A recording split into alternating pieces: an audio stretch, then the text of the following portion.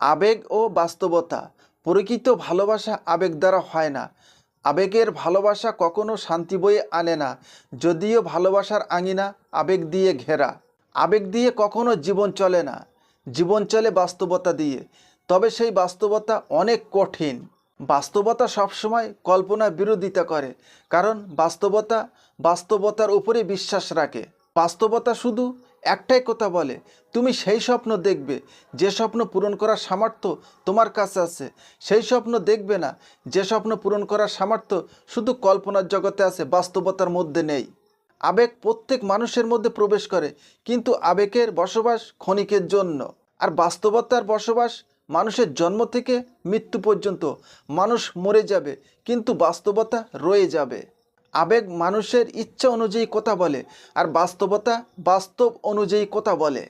আবেগের বাতাস মানুষকে ঘুমিয়ে দেয়, আর বাস্তবতার বাতাস মানুষকে জাগিয়ে দেয়।